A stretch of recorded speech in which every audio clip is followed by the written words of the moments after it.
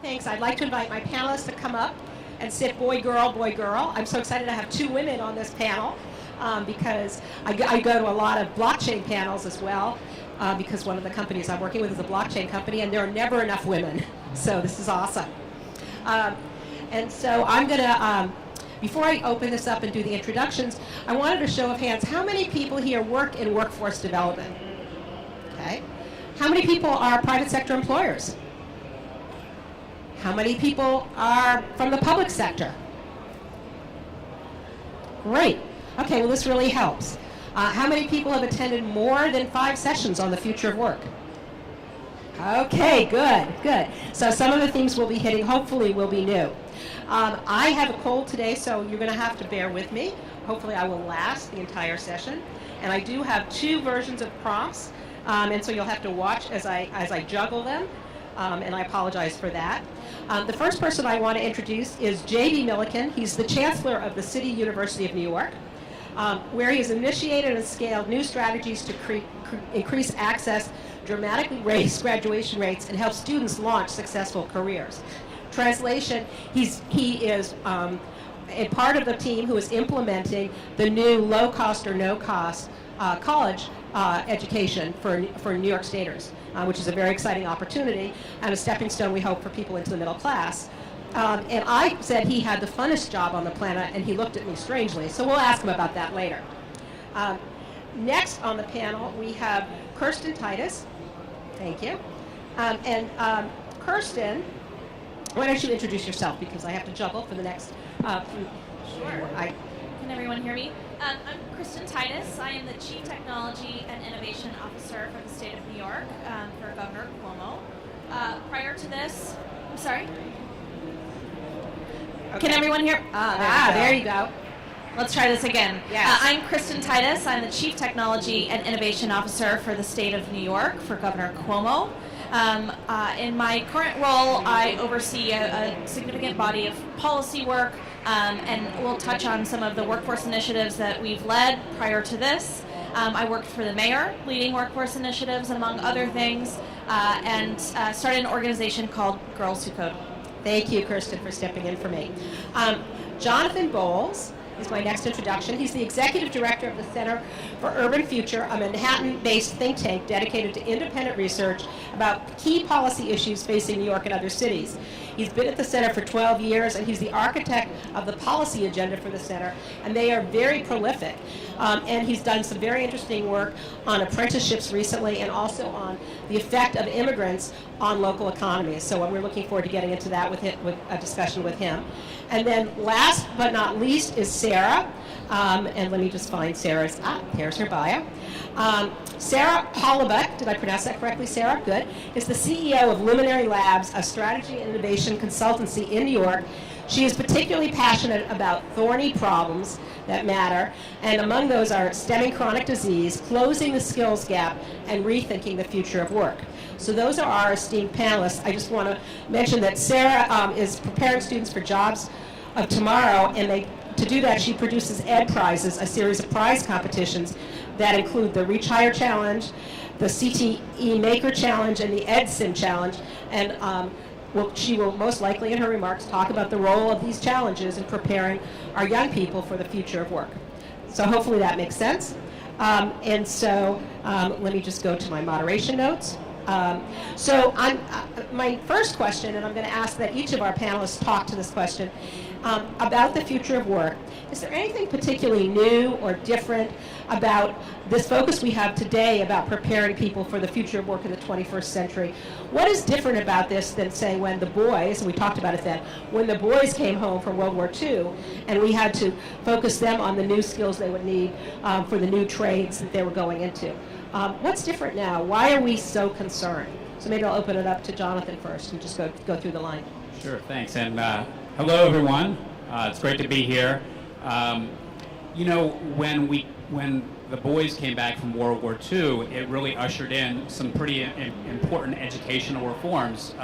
Really, our country went from a K through 8 education system to one that included high school, mandatory high school. And I think what's happened today is we really understand that so much more than high school is needed to succeed in today's economy. I run a think tank that focuses on New York City's economy, so that's kind of my prism for seeing a lot of things. But right now in New York City, we're at an all-time high for jobs. We're at an all-time low for unemployment, and yet hundreds and hundreds of thousands of people are still not getting ahead. People that have jobs, but they're stuck in low-wage jobs. They don't have the skills or the educational credentials to get some of the good-paying jobs, and there are a lot of good-paying jobs being created right here in New York and elsewhere in the country, but education and super specific skills are more important than ever to economic success. And so, I mean, I think that one of the things is just that we're seeing this gap between the kind of credentials that are needed and what people have. So we just did an analysis of the 25 fastest growing occupations in New York City over the next 10 years, and 20 of them that pay $50,000 or more actually require some kind of a college degree. So we need to be making a lot more strides in that area. Okay, Kristen. Yes, and maybe I'll answer your question with a few numbers. And these are all estimates, but helpful context for what truly is different today than 50, 75 years ago. It's estimated today that 40% of Fortune 500 companies will not exist in 10 years. That 1/3 of jobs, 1/3 of this room, 1/3 of jobs will be replaced by software, robots. You've seen the headlines. We can talk a little bit more about what that means in reality, but 1/3 of these jobs. And at the same time, we know that about 65% of kids in grade school today, 65% of kids will be in jobs that have yet to be invented. And we know that this is the reality of an ever-changing economy, an ever-changing workforce, and that requires of us, for me, on the policy side, that requires an infrastructure that can be responsive, that can work effectively with the private sector to continually evolve the investments, the systems, the infrastructure to support the demands of this ever-evolving economy. And that's true for K-12 education, that's true for higher ed, that's true for investments in training. But it requires a nimble and agile and really an intimately responsive environment in which all of us operate. Government, private sector, nonprofits, educators, and it takes a partnership that can make that happen. Thank you. JB. Thanks. I'm going to try to say the same thing with a few different words. So I think there are three main reasons why it's vastly different today than it was in the late 40s, the 50s, the 60s. The first is the increasing rate that new knowledge is being created, and you all see these visuals on it. More new knowledge in the next year than in the previous 10,000 or something is being created, and the speed that's being brought to the economy. So the rate of knowledge and the speed of innovation is the first one. The second one, Christine used some statistics. I'm again going to make them up. But they say 15 years, every job will require some education beyond high school. Now, almost all new jobs being created require some education. And I'm not saying it's a 4-year bachelor's degree, but it is some education or training beyond high school, and that didn't exist. And the third thing is that it's no longer good enough to get that education for the entry-level job, that everyone is going to have to be involved in lifelong learning, that our institutions are going to have to be reshaped, and all of their students, consumers, stakeholders are going to have to participate in lifelong education, or they're not going to keep up with the changing economy. I'm going to 5 CUNY commencements in the next 2 weeks. And this is the part that means I have the most fun job anywhere, because I get to see the excitement, ambition, possibility coming out of those great student bodies. But you've all heard the commencement speaker who reminds the students, the graduates, that commencement is a beginning, that it's embarking, that it's not a conclusion, well, now that really means something. Because if you don't leave this institution with the know-how and the skills that you need and the mindset to be a lifelong learner, you will be left behind a few years after leaving the institution. Great. So Sara, give us the Luminary Labs perspective. So I always start with humans. Rather than starting with technology and change, I start with humans. And there are two things that are fundamentally different about America in the 21st century. So after World War II, it was, thank you, Rosie, step aside, the boys need to get back to work. And today, intersectionality and equity are not just the right thing to do, they are critical for our economy. So I think that that's a really big social change in America. Very few families can afford to have a single breadwinner. The second thing that I think is a little bit more concerning, because very few people are focusing on it, is the fact that America in the 20th century looked like a pyramid. The distribution of ages was much like a very young country. We had far more people under 18. And today we look more like a column. In 2035, there will be more people over the age of 65 than under 18. We're living longer, we expect to work longer, or we have to work longer. So we will have 4 generations simultaneously in the workforce. And so that brings about the question, not just how do you prepare the students of today for the jobs of tomorrow, but how do we reskill and upskill people who might be working a good 20, 30 years longer than they ever anticipated when they first went to college or prepared for their vocation. Resonates with me. I'm going to be experiencing my first 59th birthday in just a little while. So thank you, panelists. So I want to just come back to the themes that each of the panelists spoke to. They really spoke about what we on the left coast are calling exponential change, meaning that because of the pace of technology, things are happening at this frantic pace, this exponential level that we didn't see in the 50s, we didn't see in the 60s, we didn't see in the 70s, but we are seeing today. And so as a result, it's not enough to go off to college and get trained. It's not enough to go to one class and learn how to weld. It's you have to be constantly retooling and reskilling and upskilling yourself. And that this notion of lifelong learning is really, really critically important, as is this notion that demographics is destiny, and that we have 4 key demographic groups, including 2 really big ones, the millennials and the aging baby boomers, competing for the same jobs. And so those themes, I think, will come up throughout the rest of the discussion. So one key theme that came up that I don't actually agree with, so I'd be interested to hear the columnists speak to this, the panelists speak to this, is that that came up in a lot of the answers, is that we need lifelong learning and that college is a way to get to lifelong learning. So I'd really love to hear people talk to the role of college in unlocking these jobs of the future and preparing people for the role of future. So this would probably be a question best answered by JB, by Sara, by Kristen. I mean, who would like to take that on? Well, I'll start quickly because I suspect that I'm the prime antagonist here, the one you disagree with the most on this.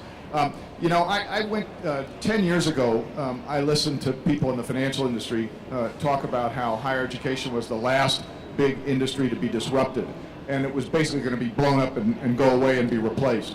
I was out in San Diego a month ago at 4,000 tech and financial people at a conference on higher education, and that's not what they're talking about today.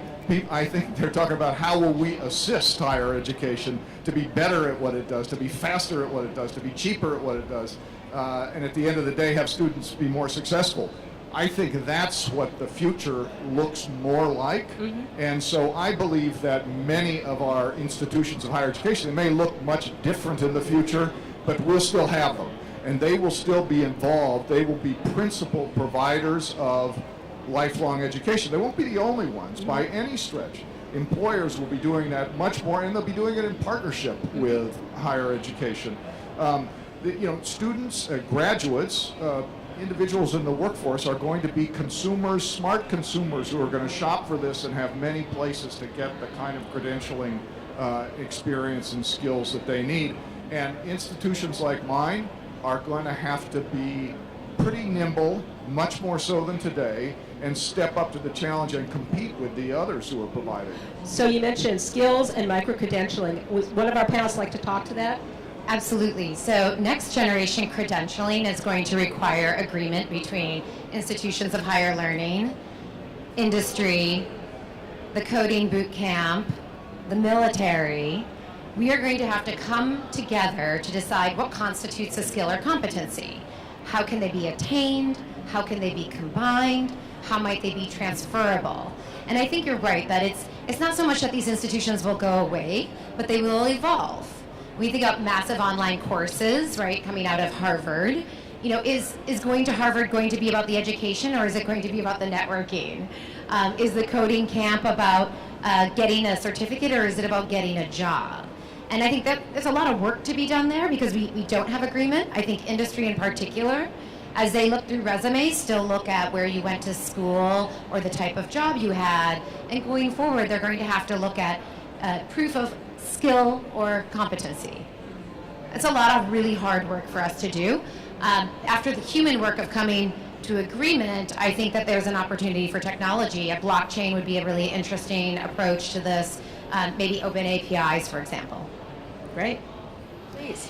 I mean, if I may speak to the credentialing piece, because in the world of technology, which is a lot of what we're talking about here today, right? These represent to a large extent the future of jobs, the future of our economy.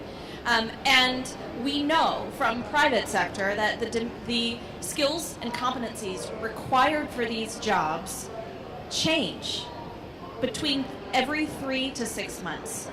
Private sector said they are changing what is required for those positions every 3 to 6 months. It is very hard to build a system and an infrastructure around credentials, around large institutions that can evolve as quickly as that. And I think, yes, we'll see some evolution of credentials, but we'll also see some real changes in how institutions function, how institutions work together with private sector to meet their collective needs. How do we ensure that private sector is informing what's being taught? Private sector is giving on-the-job experience. We are equipping everyone going through an institution, a training program with the fundamental skills to learn how to learn as those requirements change. How do you get into a job and learn how to learn on the job and continually evolve your skills? That is what is needed of the workforce of tomorrow, and I think it's going to require a big lift from everyone at the table to figure out the structure in which that works. Great, thanks. Yes, Jonathan. I'll just add, we've done a lot of research about community colleges here in New York, and to JB's credit, I just want to say that CUNY, if you don't know a lot about CUNY right now, I mean, this is the mobility engine in New York City. CUNY is really the platform where people from low-income backgrounds can get up into the middle class, and I think, as I said at the beginning, with the premium on education, it has only become more so in recent years. But there's obviously things that our community colleges at CUNY can be doing more of. I think there needs to be a lot closer ties with employers, with industry. There should be at CUNY, but also all sorts of other schools, including some of our high schools, our career and technical education schools, many more opportunities for internships and other ways to explore careers with kids at different levels. We just did a piece about certificate programs at CUNY community colleges, and this doesn't need to take over what's happening at community colleges, but we noticed that there's fairly few academic certificate programs at CUNY and community colleges right now, and with evolving industries around drone technology, cybersecurity, there's opportunities for people that don't necessarily need a full associate's degree or even bachelor's degree, but they could be getting credentials in some of these key categories. And before I stop, I do want to just kind of say, while that's entirely true, and I really think there's evolutions that CUNY and other colleges can be making, I just want to step back, and I really do think that to the first question about what's changed, so many of the conversations in this room today and what we're having in this country and around the world today are really about how do we really do more around inclusive economic growth. And that's because, as I said, there's so many jobs being created. The economy is doing so well on so many levels. but a lot of people aren't getting ahead. And I think that one of the big answers to me is not just lifelong learning, it's that we need to get people the foundational education that too many people are lacking today. Right now, 60% of residents in Manhattan have a bachelor's degree. Not surprised, we're attracting the best and brightest from around the world, but the number is 19% in the Bronx. Even in Brooklyn, just 33% of residents, of adults, have a bachelor's degree. In Queens, it's 30%. So we need to be making a lot of strides there. 3.3 million New York City residents don't even have an associate's degree. So there's a lot of challenges to getting people to have access and afford even a community college in New York City. Yeah. There's a lot of barriers to getting people in high schools in this country and in New York to be ready to succeed when they get to community colleges or colleges. And then there's a lot of issues around how do we make sure once someone's enrolled in our community colleges and colleges that they can actually succeed. I mean, we've highlighted, as I'm sure JB knows, that only 22% of CUNY students that enroll in community colleges get an associate's degree in 3 years. And to CUNY's credit, they've already made a lot of strides. They've moved that up quite a bit, but we as a city need to be kind of saying this is a crisis. We need to be helping the CUNYs of the world and making sure that more of those folks that enroll in our community colleges are able to navigate the schools, are able to get the financial help to succeed. And there's a lot of barriers there that we think the city and the state could be helping. I can CUNY see with. that JB is chomping on the bit to respond. So I agree with almost everything Jonathan always says, and he and I could spend the whole time up here debating, but I just want to add a couple of data points to that. So one, there are also over 800,000 people in New York City who have some college credit and no degree. And those are the people that I think ought to be at the top of our list because they've already paid money, time, and haven't gotten the benefit that degree offers. So the idea of adult education, lifelong learning ought to start by focusing on that almost million people that haven't gotten that benefit. The second thing I'd say is that urban community colleges in this country, it is scandalous that the 3-year graduation rate is below 20%. It's like, last time I looked, it was 17% graduate in 3 years. Now, some of that's by design. These are people who are purposely going part-time. But I would say a couple things about that. One is we need to change the mindset so momentum and completion is thought of as realistic for almost everybody, because the people who are going to take years to try to get there are never going to finish. That's number one. And number two, CUNY has now the gold standard in place for finishing community college, and we have pledged to double our graduation rates in 5 years, and we're going to do it. With the class that's going in next fall, we will have doubled the community college graduation rate at CUNY. That's great. Let's give a round of applause for that because that's critically important. So, the interesting tension here is between this idea of lifelong learning and this idea of a degree. So I want to blow your mind in two ways and then continue on with our panelists. The first way I want to blow your mind is Autodesk is a thought leader in this space. And they put forth the idea that you won't pay for a college education, you won't pay for a degree. You will actually subscribe to college for lifelong learning. So you would sign up for CUNY for lifelong learning, and then you would dip into this when you need to, so that when you need to be upskilled or reskilled, you would go back to CUNY and get your upskilling, reskilling. And that, in fact, the credential, the graduate certificate, is going to be less and less important, but the micro-credential is going to be more and more important.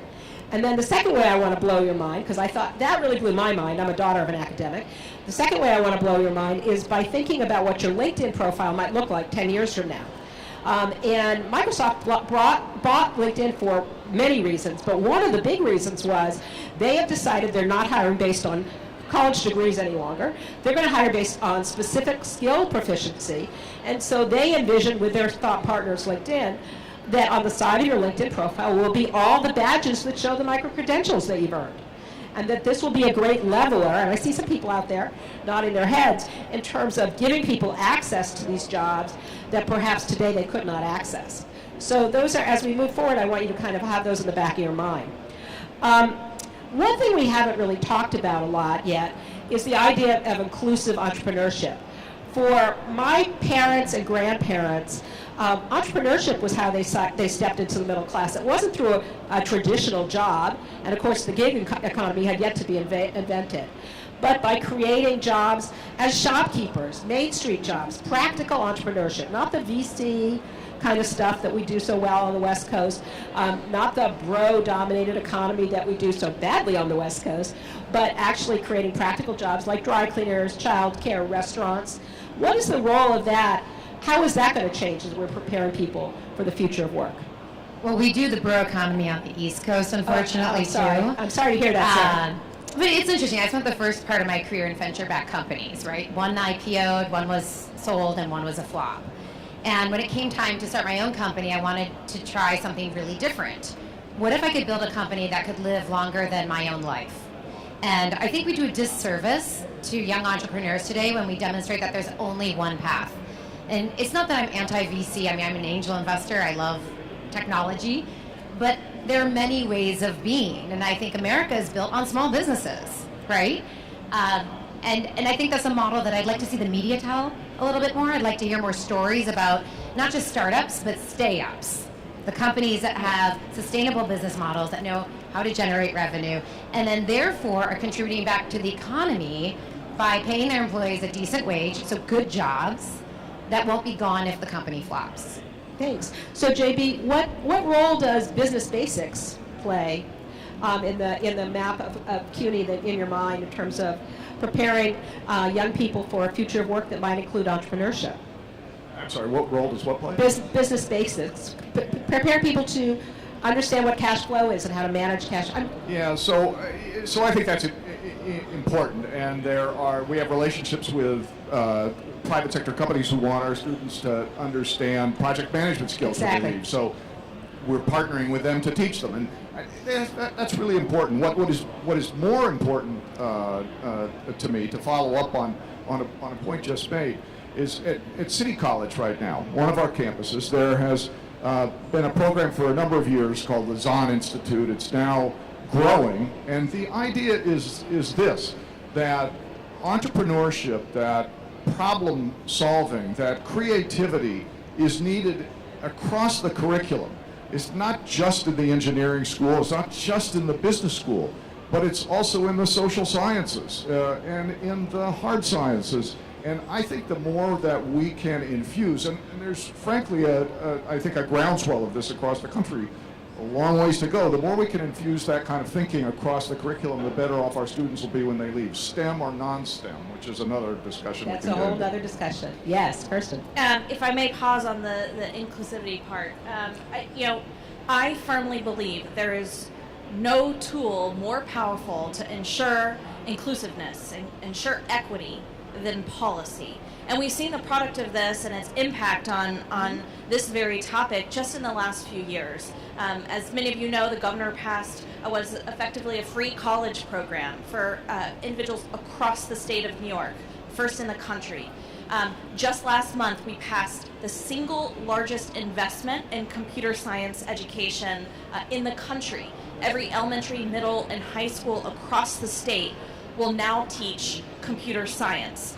It is those policies that ensure we have an equitable playing field, that we equip every student, every New Yorker with the skills to succeed in this new economy, to join the future of the workforce, and to be adequately prepared. But it's those policies that really move the needle on this issue and ensure that it's not just one group who have access to this, or those individuals who can actually graduate on time and with a bachelor's or another degree. This is about everyone. This is about equipping every community member to participate in this 21st century economy. You know, I think it's a great question. 5 years ago, last week, we published a study called Launching Low-Income Entrepreneurs, and it was a whole study looking at the opportunity to expand the number of low-income entrepreneurs in New York. And I agree with your premise entirely because, you know, in this economy that we're in today, and I've talked about it, others have talked about it, so many of the new jobs being created are very low-end jobs. In New York City, you know, more than 100,000 home health aides making $20,000 a year. Restaurant jobs have gone up by more than 100,000 in New York in the last couple of decades. Also very low-paying jobs. With that kind of thing happening, you know, for some folks, they absolutely should be looking to build their skills and get into the workforce, work at a company. But for others, entrepreneurship may be an important route to economic self-sufficiency, to putting money on the table. What we found is that low-income native-born folks in New York and also elsewhere have extremely low rates of self-employment and entrepreneurship. Not everybody can do this. Obviously, when you talk about entrepreneurship, where do people find the money to start a company? Well, first of all, it's from friends and family. So if you're a low-income person and you don't have a lot of friends and family, you don't have a big savings, it's obviously going to be hard. But we can move the needle on this, and we've urged city and state officials to be looking into things that they can do about this. One of the things is we have to recognize that, look, a lot of this is that we need to be promoting and encouraging people to think about this as a route. Not everybody already has this idea. A lot of people grow up, they don't see people in their family or their friends in their community starting businesses at significant rates. They don't see this as something that within the realm of possibilities for themselves. But for a lot of people, that creativity is there. There is an opportunity to move the needle there. So part of it, I think, is around teaching entrepreneurship, putting it out there, setting up people with role models and other opportunities to get help. Also, we see startup competitions in New York City all the time. We suggested, let's make sure community colleges, let's make sure our public housing complexes have opportunities to do those kind of, let's bring the startup competitions to public housing and give people a reward for their ideas that might go towards starting something up. It might sound far-fetched, but we need to be looking into broader populations for entrepreneurship. So before we kind of dig into the startup competitions, what about the gig economy? I mean, what people are saying is that half of the jobs that are going to go away are going to go away thanks to AI and robots, and we will talk about that, don't worry, and that the other half of the jobs that are going to go away, and this adds up to 100% of the jobs, are going to go away due to the gig economy. What do our panelists feel about the gig economy and what we need to do to prepare people to take advantage of a world where perhaps work doesn't mean showing up at a company 9 to 6 and getting a paycheck and benefits, that perhaps you have to make your income streams by weaving together multiple things, multiple gigs, if you will. Anyone want to respond to that? Sara. So like any new tool or technology, I think it is the responsibility of the private sector to decide, are you using it to push people down or to lift them up? Because at surface, the gig economy is a much cheaper way to produce your good or service. These people don't have benefits, and you get the job done. But fast forward 20, 30 years, we're all going to pay for that, right? And so, I'm looking to companies like SurveyMonkey out west yesterday just said that they're going to break with tradition, and they are going to offer contractors benefits. Wow. So the key question is, in a world where we might have a number of jobs that are either they're low paying through the gig economy, do they come with benefits? Because it's not just people making an extra buck on the side driving an Uber. McKinsey had a very good report that delineated between those who do it out of choice and those who do gigs out of necessity. Far more people do it out of necessity than you realize. And when they don't have access to benefits, we're going to have a really big problem. So net, not necessarily opposed to it, but I think we have to be very cautious and thoughtful and find our moral compass in the private sector to decide how and where you deploy it. Anyone else want to talk about the gig economy and its effect on preparing people jobs for the future? Or our panelists? Uh-oh, I think I hit a third rail. No one wants to talk about it. That's okay. So what about robots and AI? What difference is that going to make in terms of how we're preparing people for the jobs of the future? John? I'll start this. I know everybody will have an opinion on this. So I actually feel like I was way ahead of the curve. Because years ago, I used to say, I don't believe in this STEM, non-STEM dichotomy. It's false. It's bad for us. And what we ought to be thinking about is engineers who take Shakespeare and English majors who are scientifically literate. Critical thinkers. So fast forward to now and read Joseph Ioun's book, Robot Proof. Just came out in the last couple of months, the president of Northeastern. Very thoughtful guy about the future of work and how education fits. And his idea is we need everybody to leave data literate, technology literate, and human literate. That we need graduates, if we're not going to be replaced by robots, we need the contextualization of data, the contextualization that only human experience and human knowledge brings to bear. So I think it's like engineers learning Shakespeare. I think that the jobs that we have are going to be those that are that absolutely involve the human dimension, and that STEM graduates that don't have that are going to be replaced with robots. So how can it be bad to take the worst part of routinized work and say we're going to delegate it to a machine? Isn't a human for a higher purpose than doing what a machine can do? I think that's what you're speaking to. Yes, Kristen. Absolutely. I mean, the answer to that is absolutely. The possibilities truly are limitless. If we truly can equip through college, through training programs, equip everyone with these fundamental skills that will be needed in nearly every profession moving forward, I think we will reap the product of some really fantastic innovations. But it requires having that new skill set, a skill set that you will need as a doctor, you will need as a lawyer, you will need in low-skill jobs, a skill set that really empowers every individual to not just be a consumer, but to be a creator, to be a maker, to help shape and evolve the tools and products that we use and dictate our lives on a daily basis. Jonathan.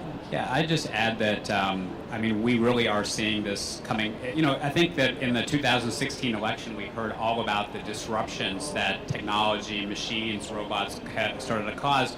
But it's obviously not just with kind of the Rust Belt. It's not just with manufacturing these days. We did an analysis a couple months back about New York City and its potential for automation. And what we found was that only a relatively small number of jobs are going to go away completely due to automation in New York, but that about 1 in 10 of all jobs in New York City are highly automatable. That means they're not going to go away, but a big chunk of the tasks in that occupation are going to be transformed and are going to be changed. And so we need to equip our workers, people in our workforce, to really deal with those changes. And as what's already been said, this means that so many more of the jobs that are out there, you're going to have to be able to problem solve. You're going to have to be involved, have critical thinking skills. You're going to need collaborative and communication skills. But you know, I think that when we did this automation work, the bottom line for us was not just that, hey, these cool things are happening, we might have autonomous vehicles, et cetera. It's that we as a city and we as a nation really need to be starting to plan for the automated future. We need to be doing a lot more to prepare our workforce for this future of automation. And a lot of the things that people have talked about are pretty apparent, but there's so much more that we can be doing. Thanks for that, Jonathan. So that's called the scarcity versus abundancy theory of automation, which is the scarcity view is robots are coming for our jobs, it's going to be terrible, we're going to need universal income. The abundance theory is that, yes, this will be a fundamental change, as fundamental as the automobile. But what the automobile did was the only people who were put out of business were whip makers. It created a tremendous number of opportunities. And for everyone to step up and increase their quality of life and the quality of work and the pleasure they got from work. And so that's the abundance theory, and that's what many thought leaders are seeing with robotics. So let's talk a little bit about the digital skills, digital competencies and literacies. Can anyone be taught to upskill into a digital job or work? Are there barriers there? Because Brookings Institution thinks that less than 3% of today's jobs require no digital skills, never mind the future. Panelists? I guess I'd question like what a digital skill is, right? It used to be that you either were or were not digital. 1999, I chose to work in the internet, as we called it. Working in the internet, what does that mean? Today, technology is the fiber of really every industry. And so I would go back to critical thinking, which I think everybody brought up, Right. and this idea of making and breaking and failing. And in the 20th century, late 20th century, we engineered that out of education in our attempt to compete globally. It became rote memorization, do very well it to in the math, test. right? Teach Yes. to the test. And one of the programs that we ran recently was called the CT Makeover Challenge on behalf of the U.S. Department of Education. And what we did is we had a call for any public high school to create a makerspace. And we taught them how to do it. And so a narrowed pool, I believe it was like 640 schools, participated, and they designed with sign-off from their administrators on creating a makerspace inside the school where maybe your English teacher and your biology teacher could come together and teach a class. When 3D printing is sort of like the new welding, Right. you know, I would say it's not sufficient to just put a 3D printer in the school. You have to come together and create the curriculum so that students learn that intangible skill of what do you do when something doesn't work at first and you fail? What is that uniquely human capability that no robot could really ever emulate? How to problem solve, how to iterate, how to prototype is what we hear from the private sector a lot. Others on the panel? So just one quick point. This is not a new idea, I don't think. 20 years ago, I worked on a project with Michael Porter, and somebody asked him in an audience about the future of technology companies versus non-technology companies, and his answer was, there's no such thing. There's no such distinction. The future of companies who are taking advantage of every innovation possible to succeed, they will survive. The others, they're dying industries. Thank you. If the question is, can this be taught? Is everyone teachable? The answer is yes. The answer is yes. And the onus is on us. And it's hard to say that now because as much as we've been talking about these new and ever-evolving skills, the education space around computer science, computational thinking, critical thinking, we have very little longitudinal data around what works, what a curriculum should look like, what the educational structure should look like. And there are fantastic institutions and organizations working on these very questions now. But I think it's worth saying that the onus is truly on us. It is our responsibility to better understand what every citizen needs to succeed in this economy and equip them with those skills. And this will be an ever-changing discussion, an ever-evolving set of skills and competencies. And again, I can't stress this enough, requires everyone at the table regularly to meet the needs of our workforce. So Jonathan, you're the last thing standing between us and lunch. But don't feel pressured.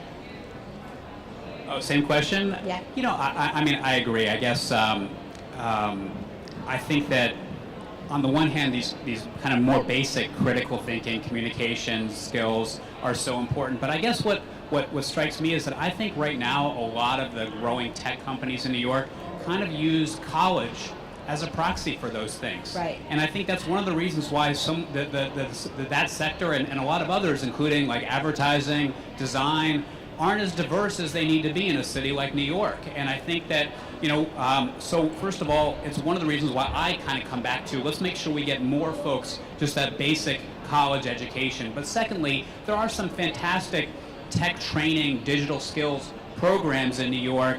Perscolas, for instance, is one of them, but there's a handful of really good ones. Right now, they're training a handful of people, like a few hundred people a year, and because there's a lot that goes into that, but we ought to be making that a lot more. Okay, to be continued, a discussion of how to scale up what's working, figure out what's working and do more of it, because that's all about iterating, prototyping, breaking stuff so you can fix it faster and make the whole flywheel go faster.